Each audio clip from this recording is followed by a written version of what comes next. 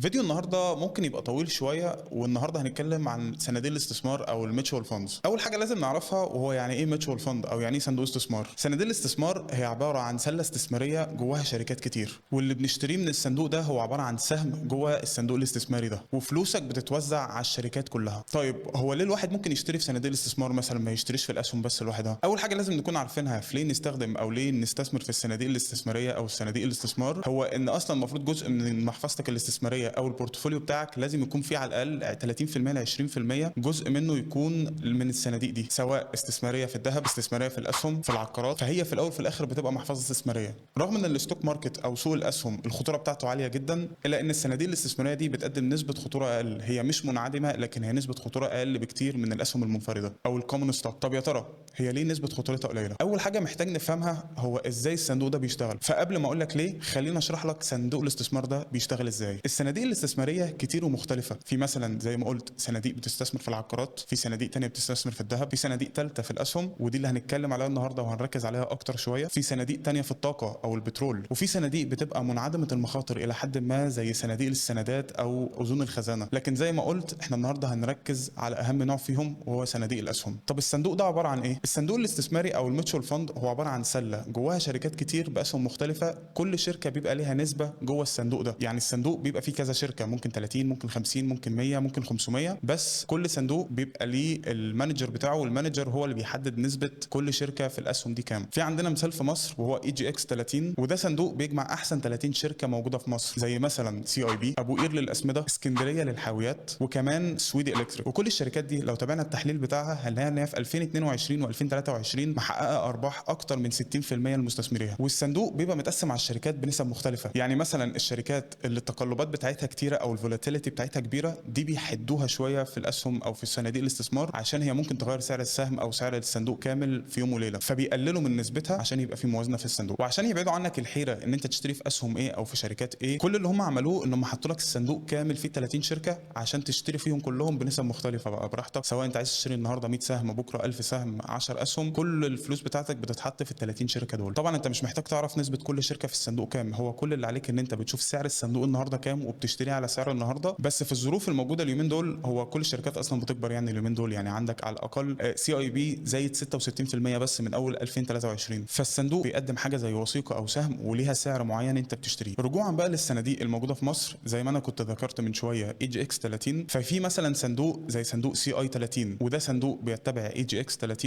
والصندوق مقدم من سي اي كابيتال لاداره الاصول هنا في مصر. سعر الوثيقه اول ما نزل كان 10 جنيه، كان نزل في اخر 2022 وهو سعره دلوقتي حوالي تقريبا 12 وحوالي 15 قرش حاجه زي كده. فهو لو لاحظنا نلاقيه زاد في اقل من سنه اكتر من 20%. طيب مثال تاني شبه اي تي اف او اكستشينج تريدد فند، وده موجود في امريكا وبيتبع صندوق اسمه اس بي 500، وده في احسن 500 شركه، هو اسمه الكامل ستاندرد اند بور 500. فيهم مثلا شركات زي ابل، مايكروسوفت، تسلا، نيفيديا، وكمان كوكاكولا. طب يا ترى هي ايه احسن طريقه ممكن نستفيد بيها في صناديق الاستثمار دي؟ احسن طريقه ان انت تتعامل مع الاسهم او مع صناديق الاستثمار دي ان هي عاده. يعني ايه؟ يعني كل شهر تشتري بمبلغ معين من راتبك او مصروفك لو لسه صغير، تشتري بيه جزء منه 10 مثلا في المية 20% منه. لو بتاخد مثلا 1000 جنيه في الشهر، ففي 100 جنيه تتحط كل شهر للاسهم دي او للصندوق ده، بغض النظر عن سعره، عن حالته الاقتصاديه وعن حاله البلد الاقتصاديه. كل ده مش هيفرق معاك لاننا هنلعب على حاجه اسمها ذا كومباوند افكت او التاثير التراكمي او التاثير المركب. ونسبه ضئيله جدا ان الشركات دي تنهار في يوم وليله، فهي بتكبر مع الوقت وفلوسك كمان بتكبر معاهم. يعني من الاخر اشتري وانسى الفلوس، سيبها مع الوقت اكتر، سيبها سنتين ثلاثه، خلي كل شهر اهم حاجه يكون كل شهر بتحط نفس المبلغ، يمكن اكتر لو قدرت،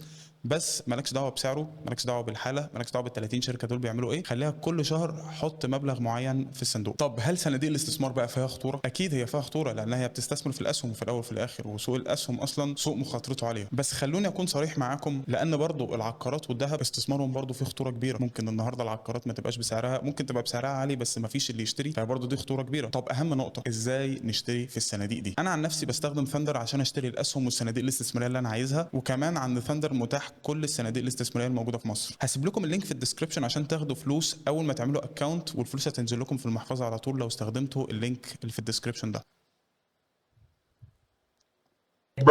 وبس ده كان فيديو النهارده. شكرا انكم اتفرجتوا على الفيديو، اتمنى تكونوا استفدتوا من الفيديو النهارده، وكلامي يشجعكم ان انتوا تبداوا استثمار حتى لو بداتوا في الصناديق دي. استنوا الفيديوهات الجديده الفتره الجايه. انا مصطفى ودي سؤال.